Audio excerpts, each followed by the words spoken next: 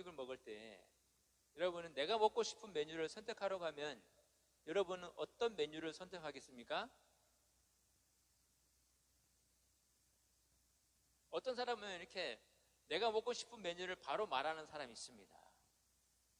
그리고 어떤 사람은 상대방이 먹고 싶은 음식을 먹겠다고 하는 사람이 있어요.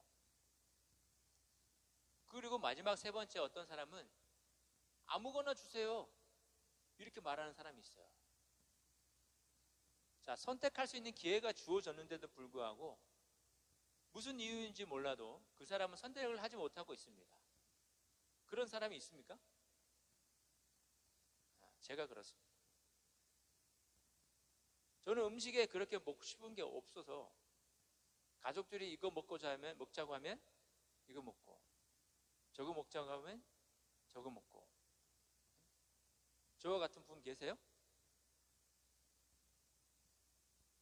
이렇게 선택할 수 있는 자유가 주어졌는데도 불구하고 선택을 하지 못하고 있습니다. 그냥 아무거나 주세요. 그래서 제가 왜 이렇게 됐는지 곰곰이 생각해 보니까 언제부터 그랬나 생각을 해봤어요. 저는 어렸을 때 이 외식이라는 거를 해본 기억이 없습니다. 그냥 집에서 식사를 하는 것이 전부였어요. 강원도에서 부모님이 농사를 지으셨으니까 시골이니까 주변에 막 식당도 없었고 아무튼 어머니가 해주면 그냥 맛있게 먹는 게 전부였습니다. 뭐 먹고 싶어요? 저거 먹고 싶어요? 말할 수가 없었어요. 그러다 보니까 저는 아무거나 다 잘 먹습니다. 왜? 먹어야 되니까. 못 먹는 음식이 없어요. 어떤 사람은 식성이 좋다고 말할지도 모르지만 반대로 저는 음식에 대한 어떤 선택권도 없었던 것입니다. 그러다 보니 지금도 음식을 고르는 것이 힘들어요. 옛날에 익숙했던 그 습관을 벗어버리기가 그렇게 어려웠던 거죠. 바울은 이런 습관을 뭐라고 얘기하냐면 종이라고 표현했습니다. 종이 뭡니까? 주인의 명령에 복종하는 존재입니다. 그래서 자신의 의견이나 판단이나 생각은 중요하지 않습니다. 어떻게? 오직 주인의 명령에만 따르는 존재가 바로 이 종이에요. 여기서 중요한 것은 종의 인생은 어떻습니까? 어떤 주인을 만나느냐가 중요해요.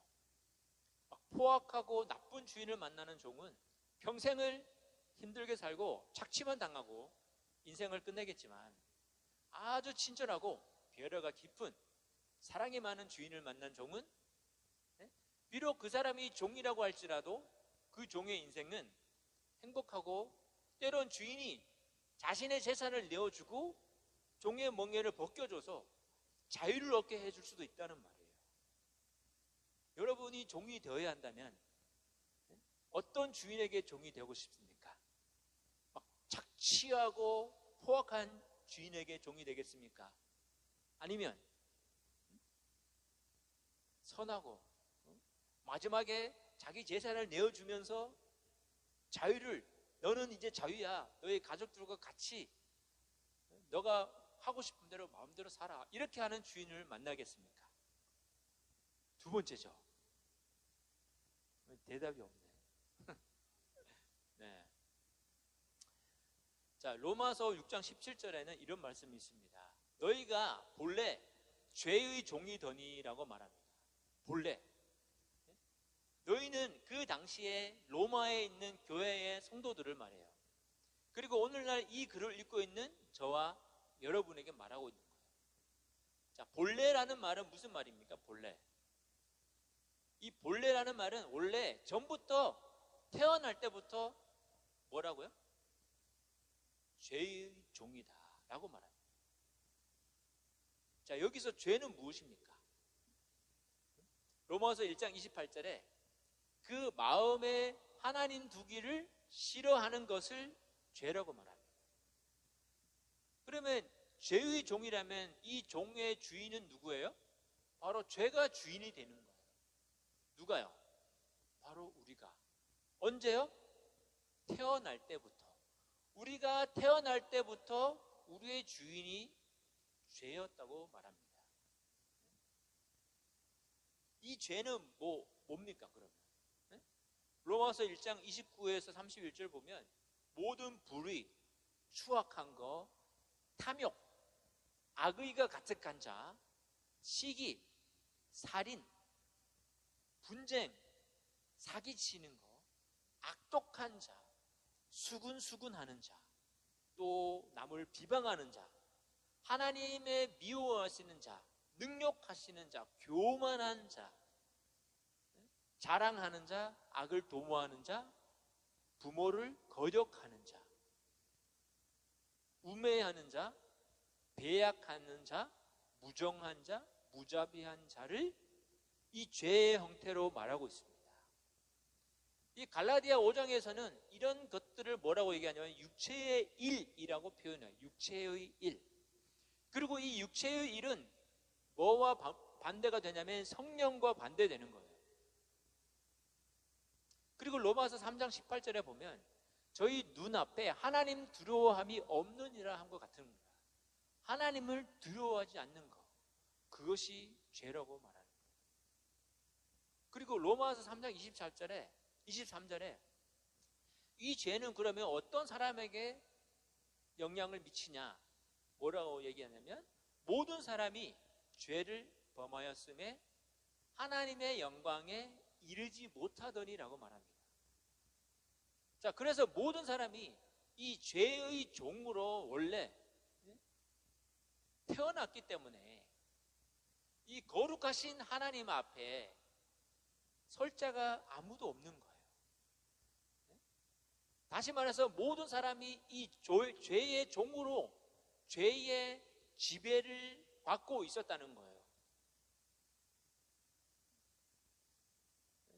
착하고 선하고 자신의 것까지 내어주는 그런 선한 주인이 아니라 바로 죄가 바로 우리의 주인이었다는 거예요.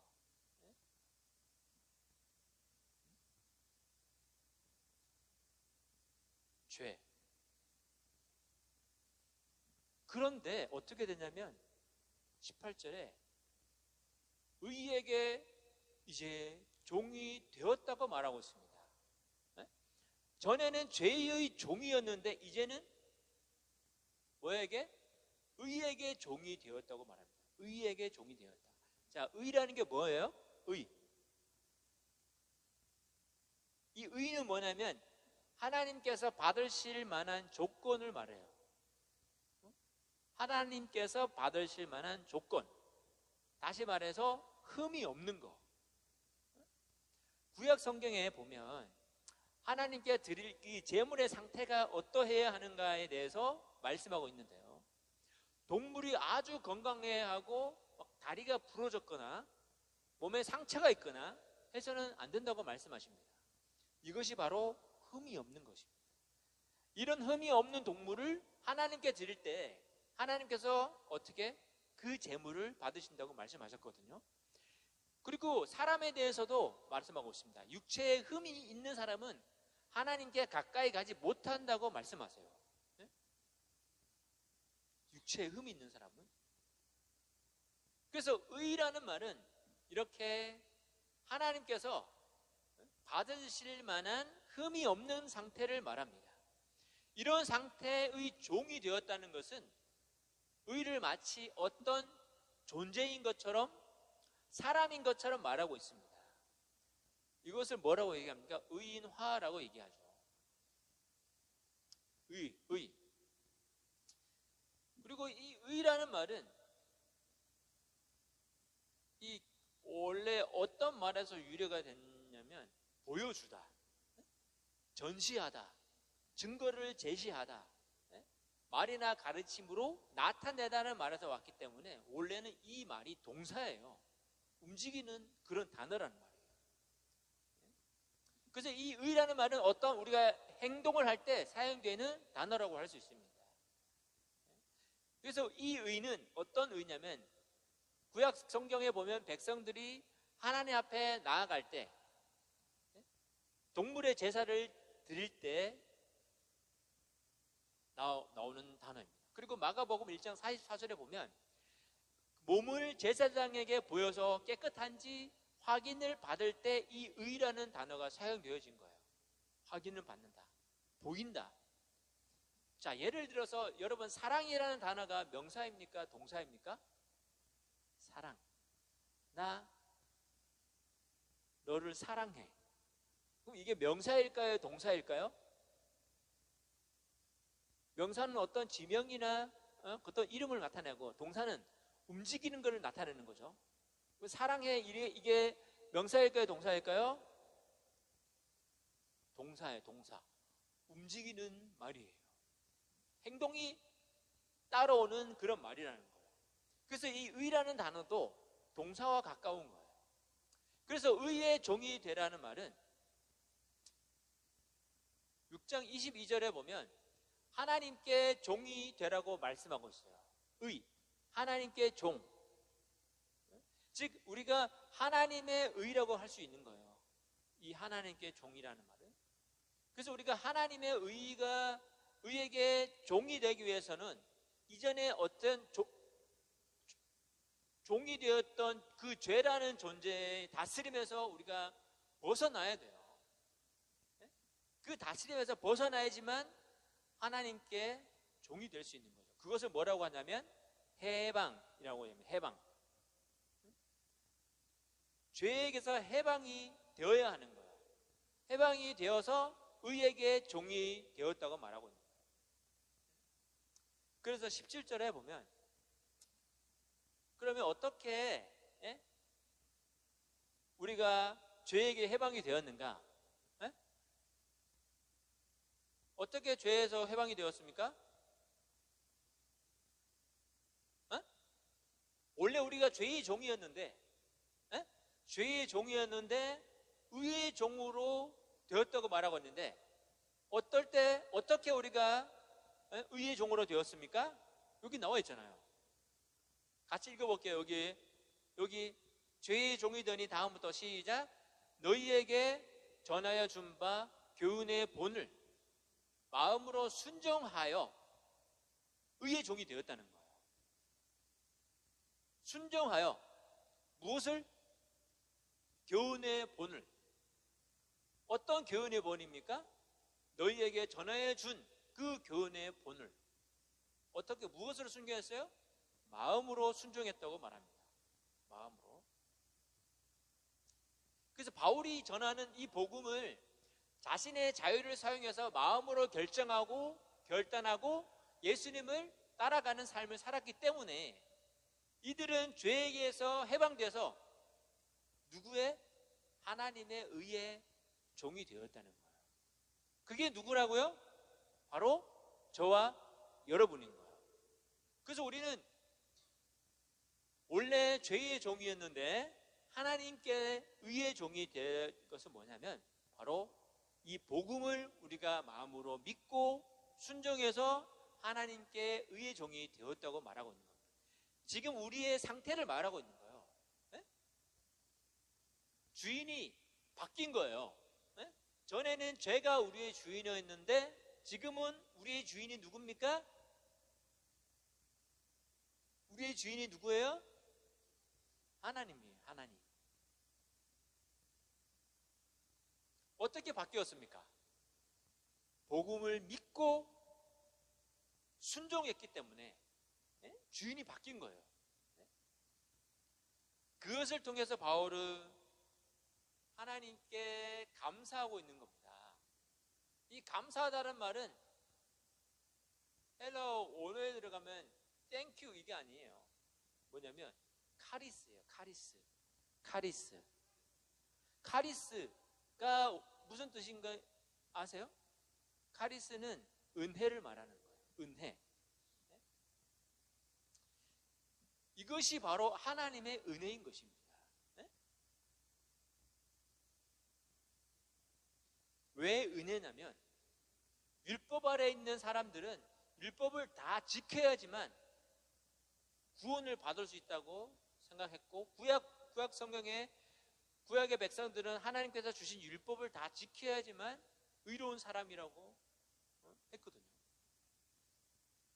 근데 율법을 다 지켜야지만 의로운 사람이 되는데 여기서 율법이라는 얘기 나와요? 안 나오잖아요. 그러면 어떻게 의로운 사람이 되었어요? 율법을 지켜서 의로운 사람이 된 게 아니라 바울이 전해준 이 교훈의 본, 즉 복음을 마음으로 우리가 믿고 순종해서 하나님께서 우리에게 의로운 사람이라고 얘기했고 우리가 하나님의 종이 된 거예요. 그러니까 얼마나 어떤 대가가 주어진 게 아니에요. 우리가 의로운 사람이 되기 위해서 어떤 율법을 막 다 지켜서 의로운 사람이 된 게 아니라는 거예요. 우리의 놀라운 막 행위로 막 열심히 해서 하나님께서 우리를 의롭다고 해준 게 아니라 무엇을 통해서? 마음으로 순종해서 믿음으로 우리를 의롭다고 해줬기 때문에 그것이 뭐예요? 하나님의 은혜라는 거예요. 감사하리로다. 그래서 우리는 감사할 수 있는 거예요. 원래는 죄의 종으로 그 죄의 결과는 뭡니까? 죄의 삭은 사망이라는 거예요. 사망. 그런데 그 사망에서 우리를 건져주셨잖아요. 네? 무엇을 통해서? 행위가 아니고 믿음을 통해서. 우리가 그 사망에서 건진받기 위해서 어떤 행위를 한 게 아니기 때문에 그래서 이게 은혜인 거고 하나님의 선물인 것이고 그래서 우리는 감사할 수 있는 거예요. 네? 그래서 우리 18절에 보면 이 해방되었다는 말씀은 뭐냐면 이 6장 3절에 보시면 그 구체적으로 말하고 있는데 우리가 예수 그리스도와 합하여 세례를 받았다고 말하고 있습니다. 세례. 자, 세례는 뭐냐면 예수님이 죽으심과 합하여 세례 받은 거예요.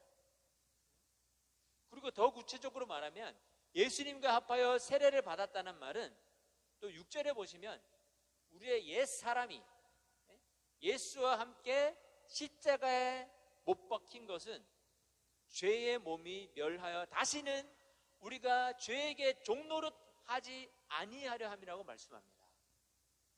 십자가에 우리가 예수님과 함께 못 박힌 게 왜? 우리 죄의 몸이 예수님의 십자가에서 같이 죽었기 때문에 더 이상 그 죄의 종이 될 수 없는 것입니다. 그리고 5절에 보면 그리스도와 하나로 결합이 되어서 그리스도와 함께 죽었기 때문에 자, 함께 죽었으면 그리스도 예수님께서 살아나시면 어떻게 됩니까? 그 살아나신 예수님과 함께 결합이 돼서 우리도 살아나서 새 생명을 얻었다는 거예요. 자, 예수님과 함께 죽고 예수님과 함께 살아난 겁니다. 우리가. 누가요? 저와 여러분이. 그래서 8절에도 보시면 우리가 그리스도와 함께 죽었으면 또한 그와 함께 살 줄을 믿노니 9절에 이는 그리스도께서 죽은 자 가운데서 사셨음에 다시 죽지 아니하고 사망이 다시 그를 주장하지 못할 줄 아미로라. 그리고 10절에 보면 그의 죽으심은 죄에 대하여 단번에 죽으셨다. 그리고 그의 살으심은 하나님께 대하여 살으십니다. 11절에 이와 같이 너희도 너희 자신을 죄에 대하여는 죽은 자요 그리스도 예수 안에서 하나님을 대하여는 산 자로 여길지니라. 이것이 바로 현재 우리가 예수님을 믿는 우리의 상태입니다. 그래서 우리가 더 이상 죄가 우리를 종으로 삼아서 죄가 우리를 다스리거나 죄를 짓게 할 수 없다고 말씀하고 있습니다. 12절에 보니까 그러므로 너희는 죄로 너희 죽은 몸에 왕노릇 하지 못하게 하여 몸의 사욕을 순종하지 말고 또한 너희 지체를 불의의 병기로 죄에게 들이지 말고 오직 너희 자신을 산자가 죽은 자 가운데서 다시 산자같이 하나님께 드리며 너희 지체를 의의 병기로 하나님께 드리라고 말씀하고 있습니다. 그리고 이 12절 말씀과 대칭이 되는 말씀이 바로 14절에 또 나오는데 죄가 너희를 주관치 못하리니 왜냐하면 너희가 율법 아래 있지 아니하고 은혜 아래 있기 때문이라고 말씀합니다. 법은 율법인데 앞에서 율법은 하나님께서 유대인들에게 시내산에서 주신 계명을 말합니다. 이 계명을 모두 지켜서 의롭다고 인정받을 사람은 아무도 없다고 로마서 3장 20절에 이미 말한 바 있고 그 율법으로는 오직 뭘 어떤 역할이 있냐면 죄를 깨닫게 하는 역할을 하는데, 하지만 율법을 다 지킬 수 없는 우리들에게 율법을 지켜서 하나님께서 의롭다고 인정해 주시는 그 같은 길을 열어주셨는데, 그것이 바로 율법 외에 한 의가 나타났고, 그분이 바로 예수 그리스도시라는 거예요. 그래서 이분의 신실하심으로 인해 모든 믿는 자들에게 하나님의 의가 전달이 되는 것인데, 그것이 뭐냐면 바로 은혜라는 거예요. 은혜. 자, 우리 따라해 볼까요? 은혜, 카리스. 그래서 율법을 아예 없애는 것이 아니라 바울은 뭐라고 얘기해요? 율법을 굳게 세운다고 말합니다. 무엇을 통해서요? 믿음을 통해서. 예수 그리스도를 믿음을 통해서, 예수님의 신실하심을 통해서. 이것이 바로 은혜입니다. 아브라함을 통해서도 하나님의 약속을 확실히 믿은 아브라함을, 그 약속을 믿은 것을 통해서 의롭다고 여기셨다고 말씀하신 것처럼, 예수 그리스도를 죽은 자 가운데서 살리신 하나님을 믿고 예수 그리스도의 죽음과 부활을 믿는 사람들에게 의롭다고 인정해 주시는 것이 바로 은혜인 것입니다. 이 은혜의 영역 안에 우리가 들어왔어요. 그런데 어떻게 죄를 지을 수 있겠습니까? 15절에 말씀합니다. 우리가 법 아래에 있지 아니하고 은혜 아래에 있으니 죄를 지으리요. 그럴 수 없다고 말합니다.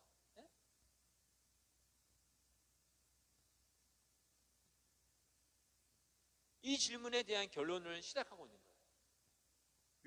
6장 1절에 뭔 말하면, 은혜를 더하게 하라고 죄에 거하겠느냐? 이 질문에 대한 이 대답인 거예요.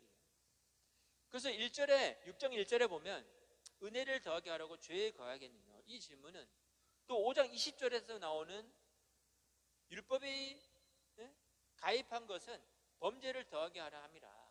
그러나 죄가 더한 곳에 은혜가 더욱 넘쳤나니. 이것에 대한 사람들이 트집을 잡는 사람들이 있었어요. 그래서 율법이 들어오면서 죄가 확실하게 드러난 거예요. 그래서 더 강력한, 율법보다 더 강력한 예수 그리스도의 은혜가 넘쳐났기 때문에 그 죄의 결과를 삼켜버린 것을 말하는 거예요. 그런데 그 말꼬리를 잡아서 공격하는 사람들이 항상 있습니다.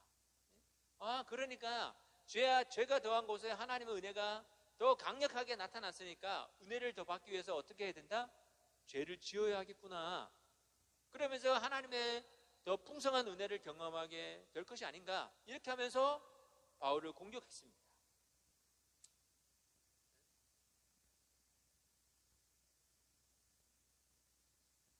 우리가 죄의 영역에서 은혜의 영역으로 옮겨졌기 때문에 이제 죄를 짓는다고 해서, 그리고 하나님의 말씀을 순종하지 않는다고 해서 우리가 심판을 받겠어? 하나님의 은혜가 더 강력하니까 어차피 죄를 지어도 나는 구원받을 수 있을 거야. 그러니 이제 하고 싶은 대로 마음대로 하고 살자, 이렇게 주장하는 사람들이 있었어요. 맞습니까? 맞다고 생각해서 이렇게 주장하는 게 아니에요? 바울은 그럴 수 없다, 그 말을 하고 있어요. 2절에 그럴 수 없는 데라 은혜를 더하게 하라고 죄에 거하겠느냐. 우리가 은혜의 영역 안에 들어왔는데 죄에 거할 수 있느냐? 그럴 수 없다. 15절에서도 말합니다. 15절에서도 여기 있잖아요. 은혜 아래 있으니 죄를 지으리요. 그럴 수 없느니라.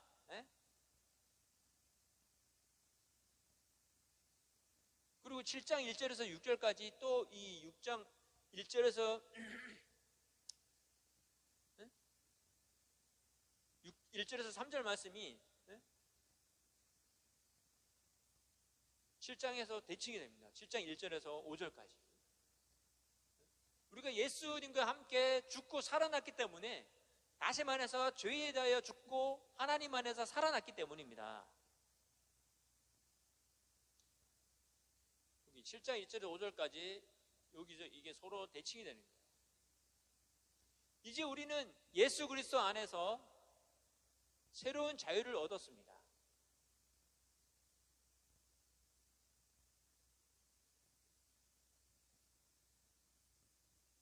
예수 그리스도 안에서 자유를 얻었어요. 이제 주인이 죄에서 예수 그리스도로 바뀌었기 때문에 죄를 짓지 않아도 되는 거예요. 이 자유는 뭐냐면 죄를 마음대로 지어도 된다는 그런 자유가 아니라 죄를 짓지 않아도 되는 자유예요. 우리가 예수님을 몰랐을 때는 이 죄의 영역에 속해 있었습니다. 다시 말해서 죄를 우리의 주인으로 모시고 살았던 거예요. 주인님, 네, 예, 이쪽으로, 예, 이쪽으로, 예, 예. 하지만 우리가 어떻게 됩니까? 예수님을 주인으로 모시고 살면서 어떻게 됩니까? 은혜의 영역으로 사는 거예요. 은혜의 영역 안에. 그래서 문제는 우리가 죄의 영역을 떠나서 은혜의 영역으로 들어왔음에도 불구하고 여전히 이 죄의 영역에서 하고 있던 죄를 주인으로 모시고 죄에게 순종하라는 그 성향이 우리에게 아직 남아있다는 거예요. 우리가 구원을 받았지만 아직 구원이 완성된 것은 아닙니다. 우리가 완전한 구원이 아니라 옛 시대와 이 새로운 시대가 겹치는 그런 시대에 우리가 살고 있기 때문에 죄가 어떻게 하냐면 끈질기게 계속 주인 행세를 하려고 발버둥 치면서 우리를 유혹한다는 거예요. 하지만 우리는 그 죄에 대한 형벌인 죽음에서 해결된 사람들입니다. 그래서 우리는 죄에 대해서 죽었기 때문에 더 이상 그 죄의 종으로 죄가 원하는 대로 살아가는 사람들이 아니라는 거예요. 그런 의미가 전혀 없는 거예요. 우리는 어떤 사람들입니까? 예수 그리스도의 은혜의 영역으로 옮겨진 사람들이에요. 여기 죄의 영역에서. 이 말씀이 바로 요마서 6장 12절에서 14절에서 말씀하고 있는데 6장 12절에서 14절까지 그리고 그 대칭이 뭐냐면 여기서 6장 20절에서 23절까지. 그래서 여기 22절에서 23절 보면 더 나아가서 죄가 다스리지 못하는 그 은혜의 영역에 있는 자들에게 마지막 이 뭐냐면 바로 뭐라고 말하고 있습니까? 영원한 생명. 우리에게 죄가 더 이상 지배할 수 없는 이유는 뭐냐면 우리가 죄에 대해서 죽고 그리스도 안에서 우리가 살아났기 때문에 죄가 시키는 대로 살지 않고 이제는 새로운 삶이에요. 새로운 은혜의 영역에서 하나님의 자녀로 사는 자유를 얻었기 때문에 하나님께서 원하시는 사랑을 할 수 있는 아주 멋지고 로맨틱한 삶을 우리가 살 수 있는 거예요. 이런 삶을 주시는 것이 바로 1장에서 말씀하고 있는 복음에서 주시는 하나님의 능력이 되는 거예요. 이것이 바로 능력인 거예요. 그래서 죄의 영역이 아니라 은혜의 영역 안에 사는 우리들은 우리의 지체를 어떻게 하냐? 하나님의 의의 종으로 들여서 거룩함에 이르라고 말합니다. 우리의 지체를 의의 종으로 들여서 거룩함에 이르라. 여러분, 지체가 뭐냐면 몸의 일부입니다. 팔, 다리, 몸의 일부. 이 말은 헬라어로 멜레라는 단어예요. 다시 말해서 교회의 한 사람 한 사람 우리의 일원을 말합니다. 그래서 나 혼자가 아니라 교회 공동체 여러 사람이 함께 의의 종으로 의에게 종으로 드리는 거예요. 여기서 종이라는 단어도 이게 단수가 아니라 복수이기 때문에 혼자 하는 것이 아니라 여러 사람이 공동체가 함께 하는 거예요. 반대로 19절 앞에 나오는 연약함으로가 나옵니다. 여기 앞에 연약함으로. 이 연약함으로 뭐예요? 이거는 단수예요. 한 사람이에요. 왜냐하면 혼자이기 때문에 힘이 부족하고 나약해서 질병에 걸리기 쉽습니다. 도덕적으로 마음적으로도 그렇습니다. 그래서 함께 해야 하는 거예요. 그럴 때 성령께서 일하시고 연약함이 강해지는 능력으로 살 수 있는 것입니다.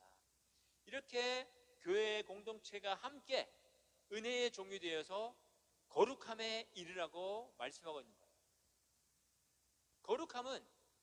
거룩함은 무슨 뜻일까요? 거룩함. 다른 거예요. 다르다. 히브리어로 카도시, 헬라어로 홀리. 다른 거예요. 다른 거. 달라져야 합니다.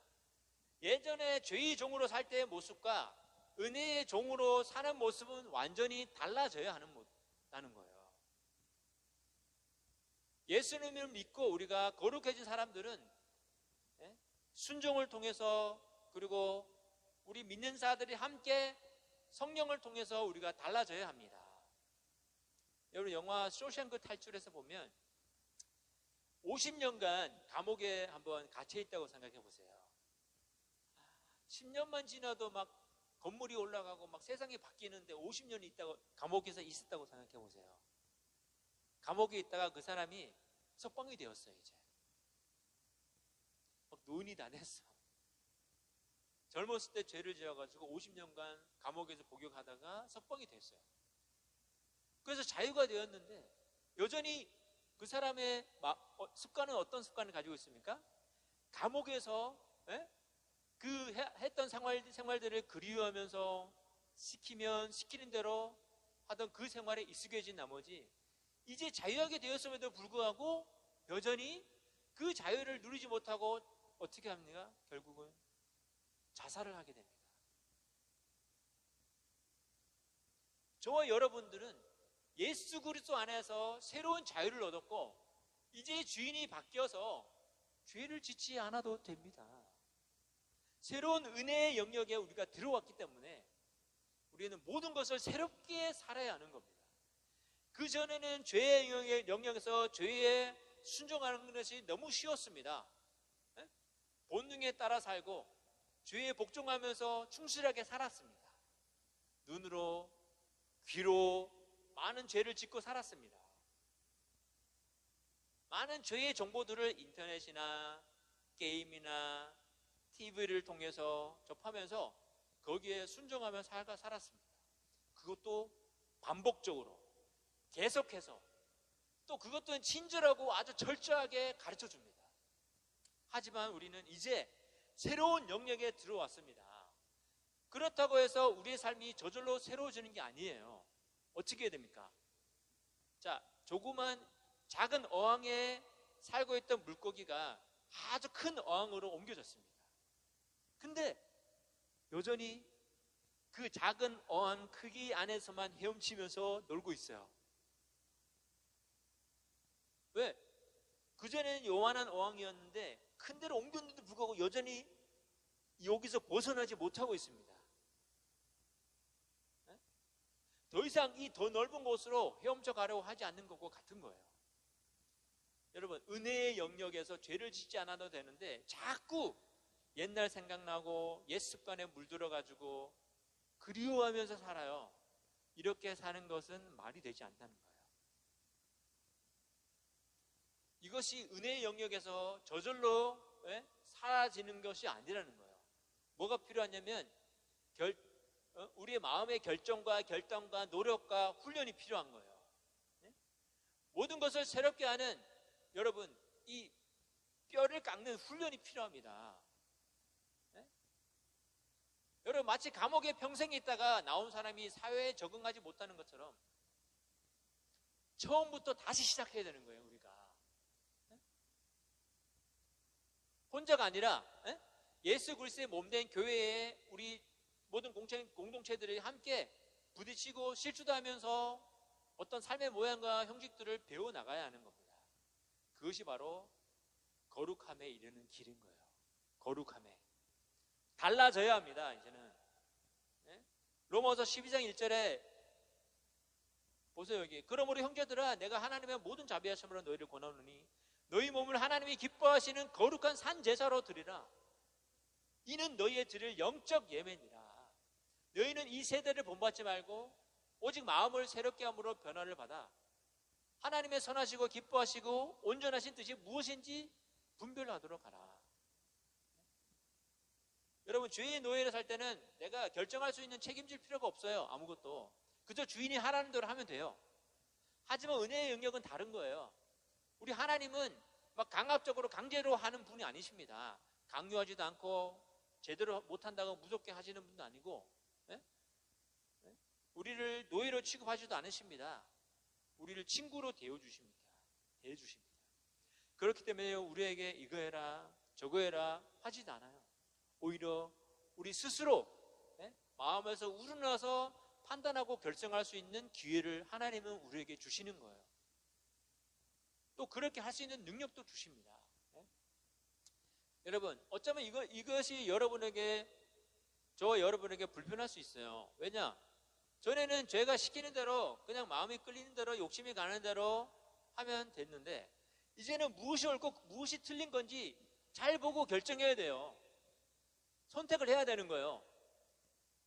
이것이 바로 노예와 자녀와 다른 거예요. 노예는 시키는 것만 하면 됩니다. 죄가 시키는 대로 마음에서 우러나는 것만 하면 되는데, 자녀는 내가 선택을 해야 되고 무엇이 옳고 그런지 틀린 건지 잘 보고 스스로 결정하고 나아가야 되는 거예요. 하나님께서 우리에게 그렇게 하도록 기회를 주신다는 것입니다. 피곤할 수 있겠죠. 그저 시키는 대로 정해진 대로 살면 편할 텐데, 모든 것을 내가 선택하고 결정해서 내 생각대로 살아가는 것이 불편할 수도 있습니다. 여러분, 독일이 원래 어떻게 된 나라인지 아세요? 전에 독일이 동독과 서독이 갈라져 있었어요. 우리 대한민국처럼, 북한과 남한이 갈라져 있는 것처럼.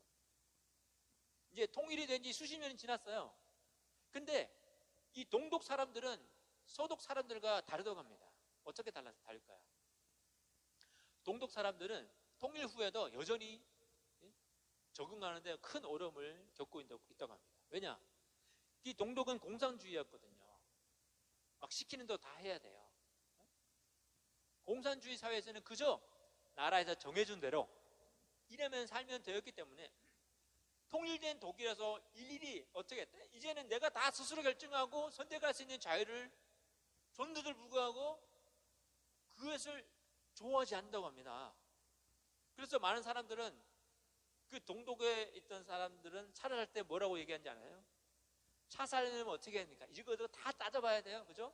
가격도 따져봐야 되지, 옵션을 따져봐야 되지, 이게 마력이 얼마인지 잘 가는지, 또 전기차 같은 경우는 이 배터리가 정말 좋은 배터리인지, 불나가지고 죽을 수도 있잖아요. 그것들을 다 따져봐야 되는데, 이 동독 사람들은 뭐라고 얘기했는지 아세요? 차 살 때? 아무거나 주세요. 아무거나 주세요. 그냥 마음이 편한 대로 사는 삶은 하나님의 자녀의 삶이라고 하기 어렵습니다. 우리에게 주어진 자유를 사용해서 어떻게 하냐면, 순종하는 훈련이 필요해요. 우리의 자유를 사용해서. 그 자유로 죄를 짓는 데 사용하는 게 아니라, 죄를 통해서 순종하는 자유가 필요하다는 거예요. 훈련. 그래서 우리가 마음으로 결단하고 결정해서 예수님을 따라가는 겁니다. 그러면서 우리는 거룩해져야 된다. 이것이 바로 은혜의 영역, 은혜 아래 사는 저와 여러분의 삶의 방향입니다. 아무거나 주세요. 모든 것이 그런 게 아니라, 이제는 은혜 아래에 있는 우리는 사람들인 거예요. 여러분, 이거 아십니까? 여러분이 일한 대가로 돈을 받는 것과 그냥 아무 일도 하지 않았는데 선물을 받는 것과 무엇이 다를까요? 내가 열심히 집안일을 해가지고 돈을 받았어. 그것은 내가 한 것에 대한 대가를 받는 거잖아요. 당연히. 그죠? 근데 난 청소도 하지 않았는데 부모님이 나에게 용돈을 주셨어. 선물로. 뭐가 달라요?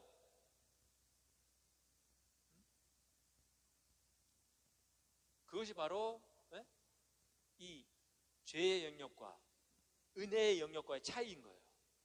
내가 일한 대가로 돈을 받는 사람은 그 죄의 영역이 죄의 영역에 살면서 그 결과가 사망, 영원한 죽음으로 그 삭슬 통해서 대가를 죽음으로 받는 것처럼 하나님을 섬기는 사람은 그것을 통해서 대가를 주시는 그 대가의 삭이 아니라 어떤 것을 주시는 거예요? 선물로 우리에게 영생을 주시는 거예요.